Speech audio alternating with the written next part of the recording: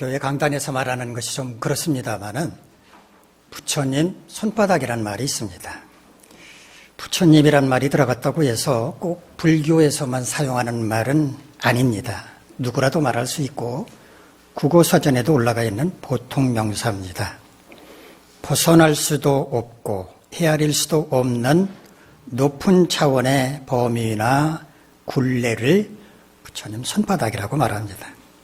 이 부처님 손바닥이라는 말은 중국 고전소설 서유기에서 유래가 된 말입니다. 서유기는 중국 명나라 때 학자 그리고 시인이었던 오승은이라고 하는 사람이 쓴 소설입니다.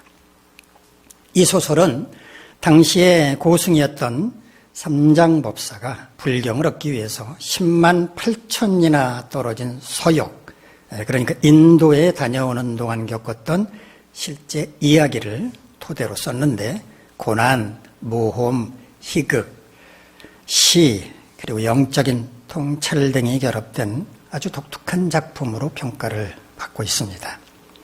삼장법사의 세 제자 손오공, 저팔계, 사우정은 갖가지 괴물과 요기를 물리치고 삼장을 인도까지 수행해서 결국 원하던 불경을 얻어서 중국으로 돌아온다라는 이야기입니다. 바위 속에서 태어난 망나니 같은 손오공이 세상을 뒤흔들고 천상세계까지 올라가 난동을 부리자 석가모니가 나타나 손오공을 제압합니다. 석가가 손오공에게 말합니다. 너 내 손바닥을 벗어나 봐라. 손오공은 근두운이라고 하는 구름을 타고 하늘 끝까지 올라가 자기 눈앞에 보이는 5개 기둥에다가 자신이 거기 다녀갔다는 사인을 남기고 오죠. 글을 남기고 옵니다. 그러자 석가가 빙그레 웃으면서 손바닥을 펼쳐 보였는데 손오공이 쓴 글자가 석가의 손가락에 있었습니다. 손오공이 날고 뛰어봤자 결국 석가의 손바닥 아니었다라는 말입니다. 저는 이 이야기가 하나님을 묘사한 것이라고 봅니다. 세상의 모든 종교마다 자신들이 섬기는 신을 초월적인 존재로 묘사하려고 하는데 불교도 석가모니를 하나님처럼 묘사했다고 생각합니다. 즉 이 이야기는 하나님의 위대하심을 나타낸 이야기로 봐도 상관없다는 말입니다. 시편 139편 7절로 10절에서 다윗은 이렇게 고백했습니다. 내가 주의 영을 떠나 어디로 가며 주의 앞에서 어디로 피하리이까? 내가 하늘에 올라갈지라도 거기 계시며 수월에 내 자리를 펼지라도 거기 계시니이다. 내가 새벽 날개를 치며 바다 끝에 가서 거주할지라도 거기서도 주의 손이 나를 인도하시며 주의 오른손이 나를 붙드시리이다. 어디로 가든지 거기서 주님을 만날 수 있었다면 이거야말로 주님의 손바닥안이 아닙니까? 그러니까 서유기보다 성경이 먼저라는 말입니다. 하나님은 세상을 창조하셨고 섭리 가운데 그것을 다스리십니다. 그러므로 세상의 모든 일들은 하나님의 손바닥 안에 있는 것입니다. 우리가 흔히 하나님을 가리켜서 역사를 주관하시는 분, 인간의 생사화복을 주관하시는 분이라고 말하는데 하나님께서 이 세상을 다스리신다는 의미입니다. 오늘 본문은 하나님께서 세상을 다스리시는 분임을 말해주는데 우리 함께 본문 가운데로 들어가 보도록 하겠습니다. 오늘 본문은 이스라엘 북쪽에 있는 두로에 관한 예언입니다. 두로는 지중해 연안의 항구로 무역이 꽤 발달한 도시였습니다. 에스겔 27장을 보면 두로와 무역하던 여러 나라들 그리고 그들 나라와 교역하던 물품들이 자세하게 소개되고 있는데 두로가 그만큼 부유한 나라였다는 것을 말해주는 겁니다. 그런데 이사야 선지자는 이런 두로가 하나님의 심판으로 멸망할 것이라고 예언합니다. 우리 본문 1절 말씀 함께 읽겠습니다. 시작. 두로에 관한 경고라. 다시스의 베드라. 너희는 슬피 부르짖을지어다. 두로가 황무하여 집이 없고 들어갈 곳도 없으며 이 소식이 깃딤 땅에서부터 그들에게 전파되었습니다. 이스라엘 북쪽에 있는 항구 도시 두로, 현재는 레바논 영토에 속한 곳입니다. 그런데 두로의 멸망을 예언하면서 다시스의 배들에게 슬피 부르짖으라고 말하고 있습니다. 두로와 다시스는 어떤 관계이기에 이렇게 말하는 걸까요? 앞서 말씀드린 것처럼 두로는 무역이 꽤 발달한 항구 도시였기 때문에 많은 나라의 배들이 이 항구를 들락거렸을 것입니다. 다시스는 이비리아 반도 남단 지중해 연안의 항구로 스페인에 속한 도시였을 것으로 보고 있는데, 요나서를 보면 니느웨로 가서 하나님의 심판이 임박했으니 회개할 것을 선포하라 라고 하는 하나님의 명령에 불만을 품은 요나가 다시스로 도망가기 위해서 다시스로 가는 배를 타는 이야기가 나옵니다. 다시스는 지중해 연안에서 꽤나 잘 알려진 이름난 항구였다고 하는 것을 알 수가 있습니다. 하나님께서 이사야 선지자를 통해서 다시스의 배들에게 슬프이 부르짖으라 라고 말씀하신 것을 보면 다시스와 두로는 굉장히 밀접한 관계였다고 볼 수 있습니다. 자, 그렇다면 다시스의 배들이 슬퍼해야 할 이유는 무엇인가?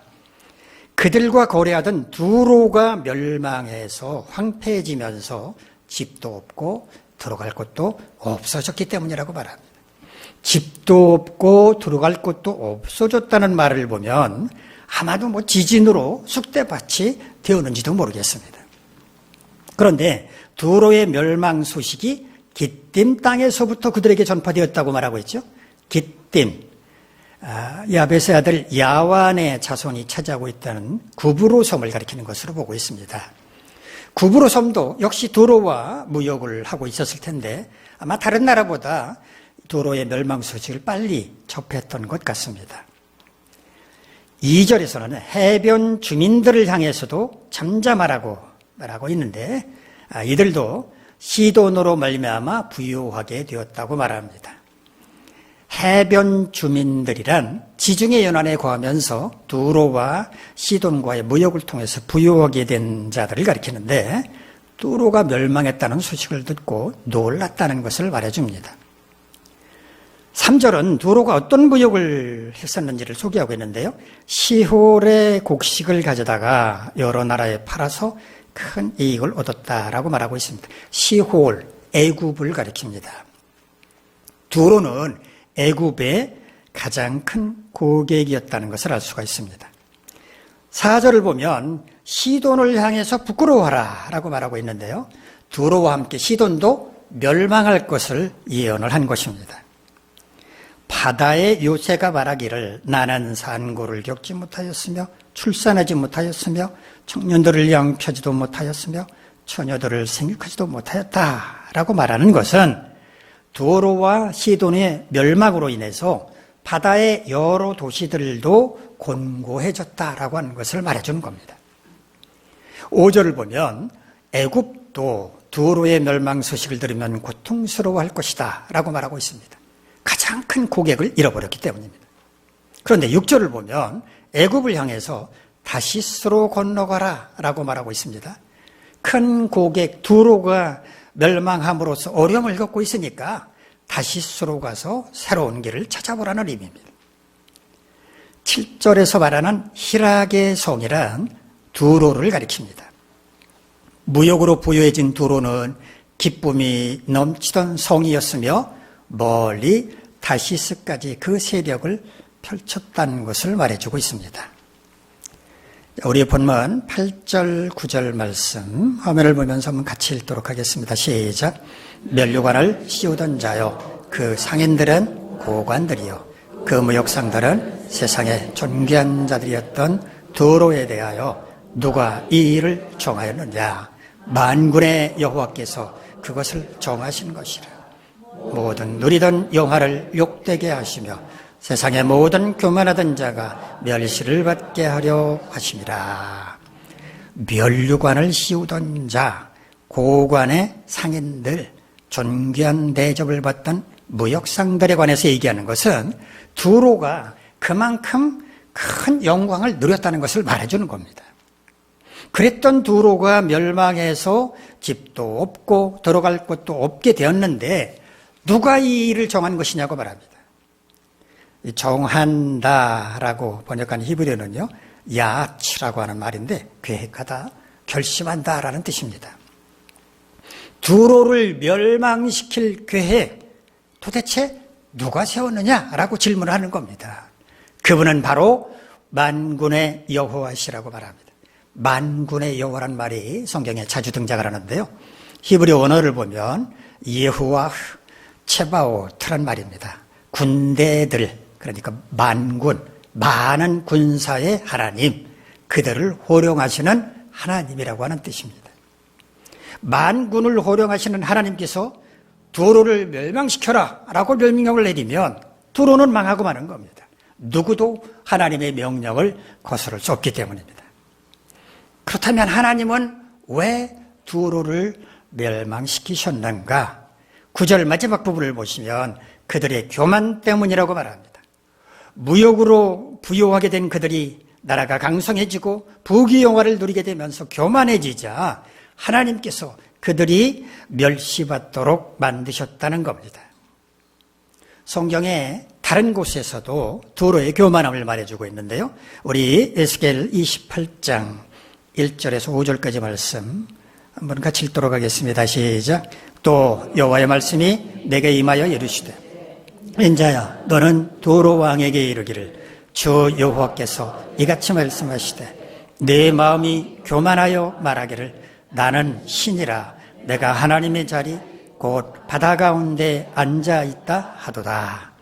내 마음이 하나님의 마음 같은 채 할지라도 너는 사람이요 신이 아니거늘 내가 다니엘보다 지혜로워서 은밀한 것을 깨닫지 못할 것이 없다 하고 내 지혜와 총명으로 재물을 얻었으며 금과 은을 곳간에 저축하였으며 내 큰 지혜와 내 무역으로 재물을 더하고 그 재물로 말미암아 내 마음이 교만하였도다.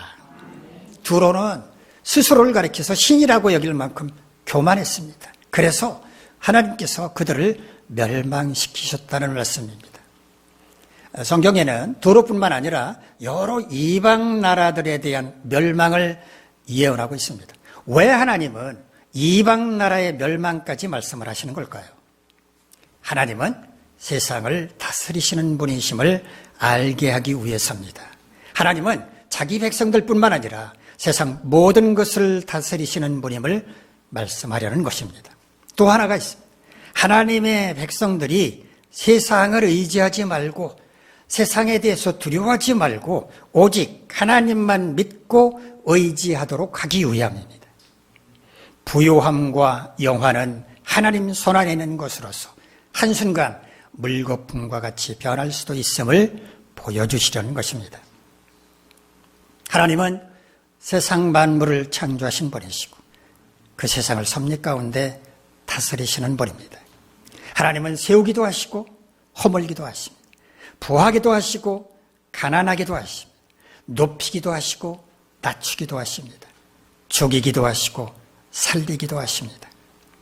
우리는 세상 모든 것은 하나님의 손안에 있으며 하나님께서 세상을 다스리신다는 것을 깨닫고 두렵고 떨리는 마음으로 하나님 앞에 서야 하며 하나님의 절대적인 주권을 인정해야만 합니다. 그렇다면 세상을 다스리시는 하나님 앞에서 우리는 어떻게 살아야 할 것인지 생각해 보도록 하겠습니다.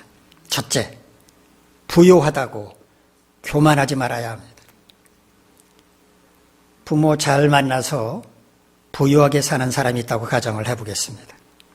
부모에게 상속받은 재산도 많을 뿐만 아니라 좋은 학교에서 공부하고 좋은 직장에 들어가서 안정된 직장 생활 아무 어려움 없이 살아가고 있는 사람이 있습니다. 이 사람은 자신이 부유하다고 해서 교만하면 안 됩니다. 자신이 잘나서가 아니라 자신이 노력해서가 아니라 순전히 부모를 잘 만나서 금수저를 물고 태어나서 그런 부유함을 누리고 있기 때문입니다. 아마 그런 사람이 제가 하는 말을 듣는다면 그래도 나는 공부를 했습니다. 공부는 내가 했습니다. 라고 항변할지 모르겠습니다만은 만약에 경제적으로 어려운 가정에서 태어났더라면 좋은 환경에서 공부할 수 있었을까요? 저의 학창시절만 해도 가난하든 또 시골 출신이든 공부만 잘하면 얼마든지 그 길이 열려 있었습니다. 그래서 깡촌 출신의 저 같은 사람도 서울로 진학할 수 있었고 또 사법고시, 행정고시, 외무고시라고 하는 제도를 통해서 신분을 상상하는 사람들 참 많이 있었습니다. 그러나 지금은 그런 게 거의 불가능해지고 말았습니다. 부유한 가정의 자녀는 교육적으로 많은 혜택을 누릴 수 있지만 가난하면 그런 혜택에서 멀어질 수밖에 없습니다. 그러니 부모 잘 만나는 게 엄청난 혜택인 겁니다. 여러분들 가운데는 부유하게 사는 분도 있고 그렇지 못한 분도 있을 것입니다. 만약에 부유한 사람이라면 교만해도 될까요? 자신이 그동안 열심히 일했고 아껴서 저축했고 투자를 잘해서 재산을 불려서 부유하게 됐으니까 교만하더라도 용납될 수 있다고 생각을 하십니까? 그렇더라도 교만해서는 안 됩니다. 직장 생활이든 사업이든 열심히 한 우물을 파며 일했고 알뜰하게 살면서 저축도 했고 자금운용도 투자도 잘해서 자산을 불린 것 자신이 잘났기 때문이라고 생각하기 쉽지만 따지고 보면 반드시 그런 것도 아니기 때문입니다. 만약에 하나님께서 건강을 허락해 주시지 않았더라면 이 일이나 할 수 있었겠습니까? 하나님이 지혜와 능력을 주시지 않았더라면 여건과 형편을 허락해 주시지 않았더라면 자금운용, 투자 그거 잘할 수 있었겠습니까? 하나님께서 세상을 다스리시는 분임을 인정하는 사람은 자신의 부요함이 자신의 공로라면서 교만해하지 않습니다. 다만 오직 하나님의 은혜일 뿐이라고 겸손하게 고백합니다. 하나님께서 은혜를 베풀어 주시지 않았더라면, 하나님께서 도와주시지 않았더라면 오늘의 나는 존재할 수 없었다고 고백하면서 모든 영광을 하나님께 올려드립니다. 그리고 하나님께 감사하며 살아갑니다. 둘째, 세상을 다스리시는 하나님 앞에서 우리는 세상을 두려워하지 말아야 합니다. 요즘 들어서 세상이 참 무섭다라는 생각이 들 때가 많습니다. 하마스가 로켓포 수천 발을 한꺼번에 포부음으로써 시작된 이스라엘과 하마스 간의 전쟁은 양쪽 모두에게 수많은 사상자를 안겨주며 오늘도 계속되고 있습니다. 러시아의 침공으로 시작된 우크라이나 전쟁 또한 멈추지 않고 있습니다. 지진으로, 홍수로, 산불로 피해를 당한 나라들도 많은데 이처럼 우리가 사는 지구촌 곳곳은 몸살을 앓고 있습니다. 사실 우리가 살고 있는 한반도도 안전한 곳이 아니라 세계에서 가장 위험한 지역 가운데 하나입니다. 핵무기를 보유한 김정은 정권은 비무장지대 인근 최전방 지역에 1100문에 달하는 장사정포, 사거리가 긴 대포를 배치해 놓고 있는데 이 다연장 로켓포는 시간당 최대 16,000발, 초로 따지면 1초에 4-5발이 나가는 무시무시한 포탄을 배치해 놓고 있다고 하니까 생각만 해도 끔찍하기만 합니다. 더구나 그들은 시도 때도 없이 국제사회가 뭐라고 비난을 하든 말든 아랑곳하지 않고 미사일 발사 실험을 계속해오고 있는데 우리나라 어느 지역이든 정밀 타격할 수 있는 능력을 갖추고 있습니다. 장사정포가 비무장지대에 있으니까 타격받을 것은 수도권이니까 우리는 괜찮겠지 생각하면 오산입니다. 비무장지대에서 가장 멀리 떨어진 우리가 살고 있는 이 부산도 미사일 한 방으로 얼마든지 쑥대밭을 만들어 놓을 수 있습니다. 이런 생각을 하면 두렵고 불안하기 짝이 없습니다. 그러나 하나님은 세상을 다스리고 계십니다. 오늘도 우리가 이해할 수 없는 일들이 펼쳐지고 있지만 하나님은 이런 전쟁 그리고 자연재해를 통해서도 하나님의 계획을 이루어가고 계십니다. 그러므로 우리는 세상을 두려워할 필요가 없고 그냥 묵묵히 우리 앞에 펼쳐지는 상황을 감당하면 되는 겁니다. 왜 이런 일이 나에게 혹은 우리나라에 생기는 것이냐며 하나님을 향해서 따지고 원망할 필요도 없습니다. 하나님의 뜻과 계획을 우리가 어찌 다 알 수 있겠습니까? 모릅니다. 그러나 때가 되면 우리도 알게 될 날이 올 겁니다.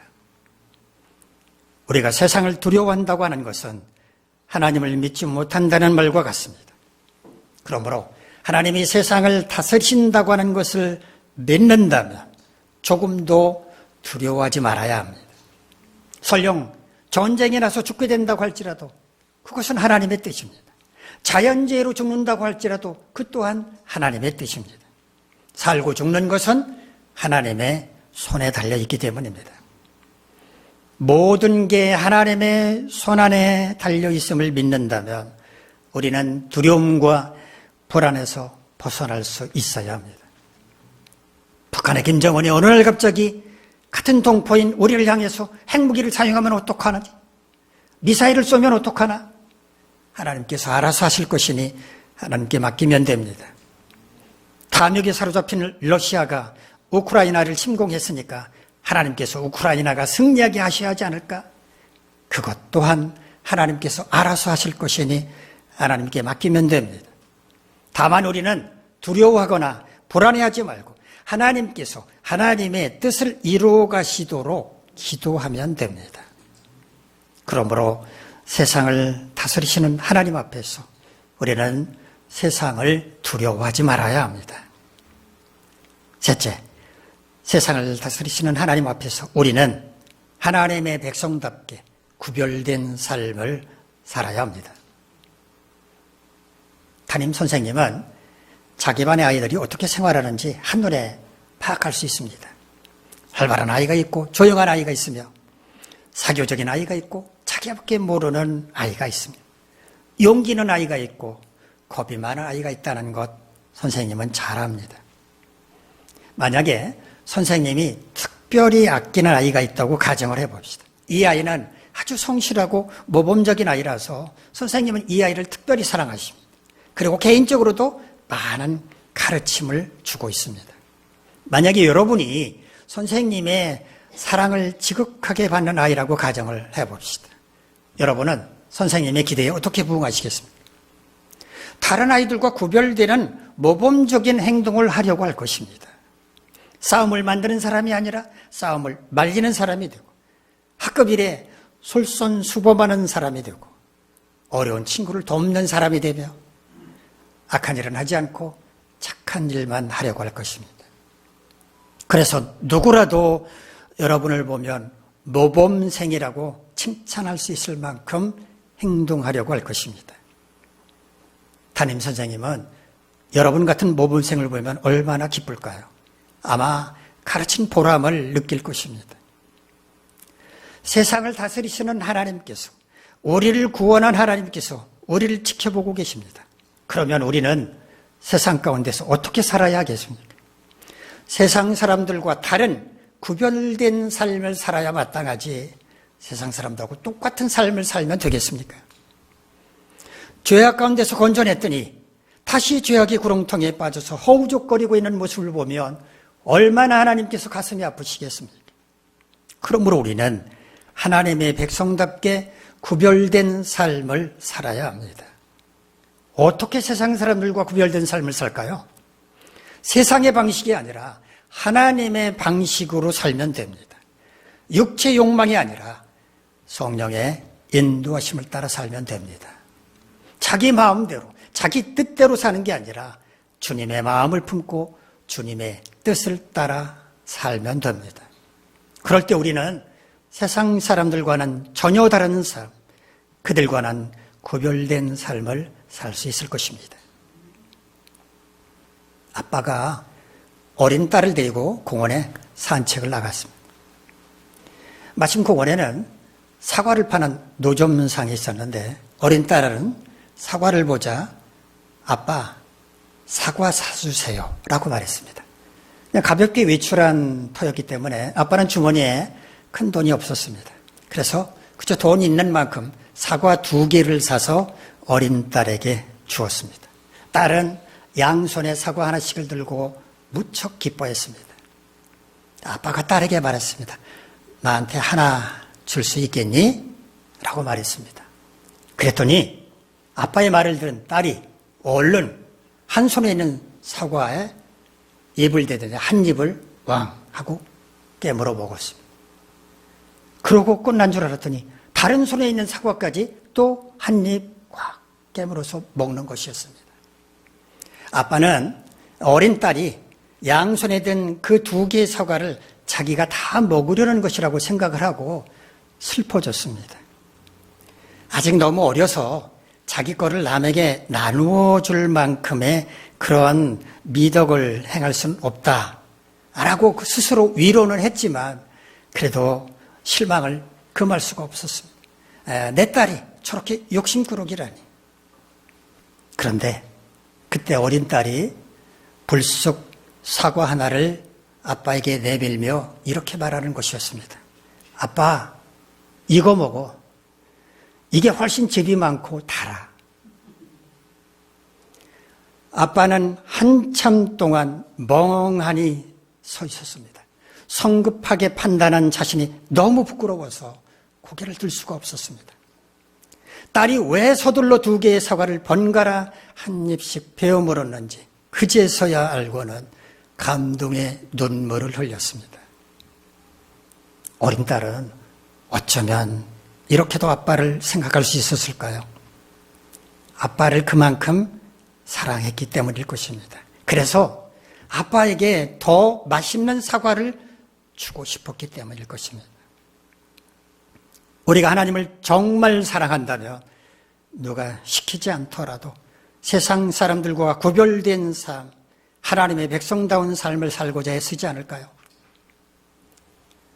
하나님은 세상을 창조하시고 섭리 가운데 다스리시는 분입니다. 그래서 세상 모든 것은 하나님의 손안에 있다고 말합니다. 세상을 다스리시는 하나님 앞에서 우리는 어떻게 살아야 합니까? 첫째, 부유하다고 교만하지 말아야 합니다. 자신의 부유함은 오직 하나님의 은혜일 뿐이기 때문입니다. 둘째, 세상을 두려워하지 말아야 합니다. 모든 걸 하나님께 맡기고 두려움과 불안함으로부터 벗어나야 합니다.